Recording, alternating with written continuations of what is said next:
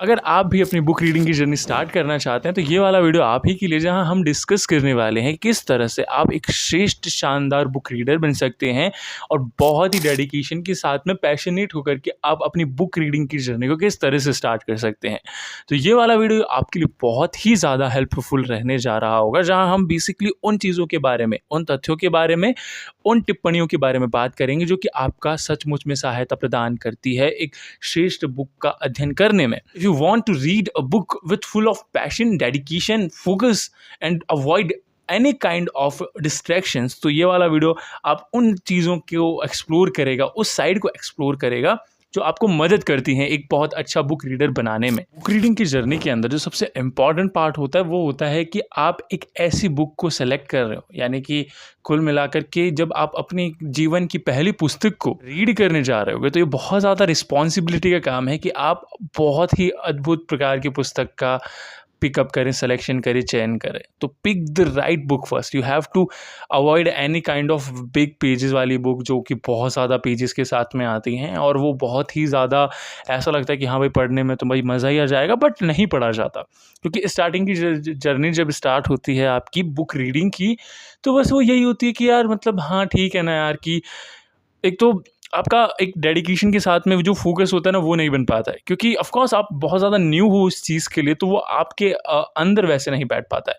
तो book reading की जब जर्नी आप स्टार्ट करने जा रहे हो तो छोटी बुक हो जाए, ऐसे 50 पेजेस की, बट वो ऐसी हो जो कि आपको एंथुजियास्ट कर रहे कि हाँ यार भाई अच्छी है, मज़ा आ रही है पढ़ने में। वो वाली जो चीज़ होता है ना, वो वाला जो फ्लेवर होता है ना, वो आपको एक चस्का लगाता है बुक रीडिंग का।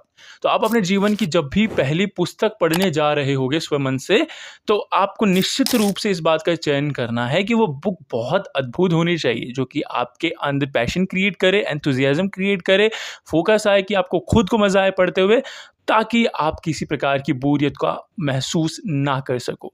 तो this is the most important part. चाहे शॉर्ट स्टोरी बुक ले लो, चाहे कोई एनिमेशन से रिलेटेड या कोई कार्टून से रिलेटेड, रोमांटिक नोवेल से रिलेटेड, आप कोई भी चीज़ पढ़ सकते हो। बट पढ़ना ऐसा है कि जो कि आपका पैशन देखे, आपको डेडिकेशन देखे, एंड ये सब चीज़ बहुत ज़्यादा इंपॉर्टेंट होती है जब आप पहला सिलेक्शन कर रहे होते हो। तो इस चीज़ को आपको याद रखना है, pick the right book first. उसके बाद में जो सबसे इंपॉर्टेंट चीज़ होती है वो यही होती है कि हाँ, स्टार्ट जब आप करोगे, इनिशिएट जब करोगे इनिशियल डेज के अंदर, तो स्टार्ट विथ स्मॉल थिंग्स। आपको अवॉइड करनी है वो चीज़ें जो कि आपको निश्चित रूप से इस तरह का इंसान बनाने पे विवश करती है कि यार नहीं, मुझे तो 1 घंटा पढ़ना है, 2 घंटे पढ़ने, 1.5 घंटा पढ़ना है, मैंने तो कुछ पढ़ा ही नहीं। तो इफ़ अगर आप स्टार्टिंग के डेज़ के अंदर अ, 5 पन्ने पढ़ रहे हो, 7 पन्ने पढ़ रहे हो, तो इट इज़ वर्थ इट भाई, बहुत सही है वो। आप अपने आप को प्लीज़ इस तरह से प्रेशराइज़ मत करना कि नहीं यार मैंने तो नहीं पढ़ा है, मैं नहीं पढ़ पाता हूँ। नहीं, ये स्टार्टिंग है, ये शुरुआत है, ये आरंभ है, और जब आरंभ इतना 7 पेजेस का होगा तो आप जब एक श्रेष्ठ बुक रीडर बन जाओगे तो आप 70-70 पेज खींच दोगे बेटा। तो ये वो चीज़ होती है जो आपको सोचनी होती है कि स्टार्ट जब होता है ना, वो एक बहुत ही छोटी-सी क्वांटिटी के साथ में होता है, लेकिन जब वो बड़ा होता जाता है तो उसका ज्ञान और आपके अंदर जो चीज़ें निर्मित हो रही होगी, क्योंकि ओवर द टाइम आपको पता नहीं चलता है कि आप कितनी प्रोग्रेस कर रहे हो, लेकिन वो कहीं ना कहीं फिट हो रहा होता है। तो वो चीज़ आपको बहुत ज़्यादा याद रखनी चाहिए कि अपने आप को इनिशियल डेज के अंदर इनिशिएट जब आप कर रहे हो तो परेशान मत करना, ठीक है? परेशान नहीं करना है, स्टार्ट विद स्मॉल। आप 5 पेज पढ़ सकते हो, 4 पेज पढ़ सकते हो, 10 मिनट पढ़ सकते हो, दैट्स इट।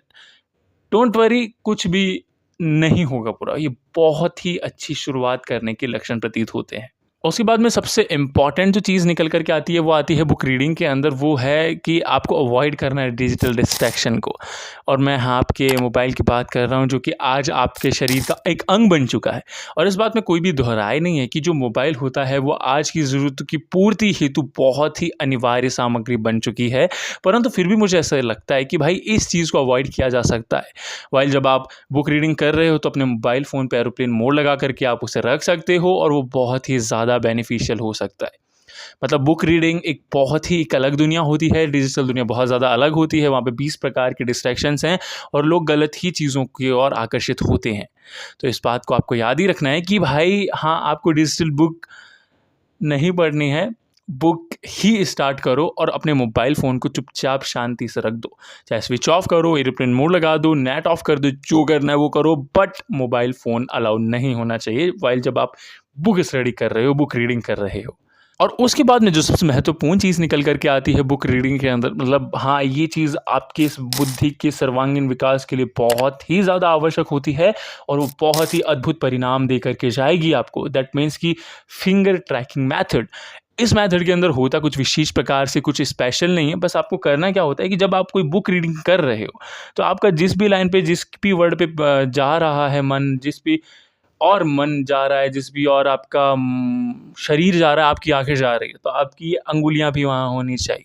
अगर आपकी अंगुलियाँ ये वहाँ पर होती हैं और वो ट्रैक करती रहती है कि आपके यहाँ तक पहुँच चुका है, यहाँ तक पहुँच चुका है, तो आपका मस्तिष्क फुल्ली फ़ोकस के साथ में, क्योंकि आपका यहाँ पे एक टच भी हो रहा है, तो एक सेंसिटिविटी जब आप फ़ील कर पा रहे होते हो, तो चीज़ें और अच्छे से आपका शरीर अट्रैक्ट कर रहा होता है। मे बी एक साइंस है, तो आपको बस ये समझना है कि हाँ, फिंगर ट्रैकिंग मेथड से आप बहुत जल्दी चीज़ों को समझने लगते हो और आपका फ़ोकस बनने लगता है। तो इस बात का याद रखना है कि जब भी कोई बुक रीडिंग करो, तो फिंगर ट्रैकिंग मेथड को आप अप्लाई कर सकते हो। ये बहुत ही ज़्यादा बेनिफिशियल रहेगा। और जब आप शुरुआत के अंदर, क्योंकि आपकी हैबिट नहीं होती है बुक रीडिंग करने की, तो ये बहुत ही ज़बरदस्त ऐसी चीज़ है जो कि आपको बहुत सहायता करती है एक शानदार बुक को रीड करने में। तो इस चीज़ को प्लीज़ हमेशा ध्यान रखना। और लास्ट के अंदर जो सबसे महत्वपूर्ण चीज़ निकल कर के आती है, set a reading goal. That means कि आपको बहुत ज़बरदस्त नहीं पढ़ना है।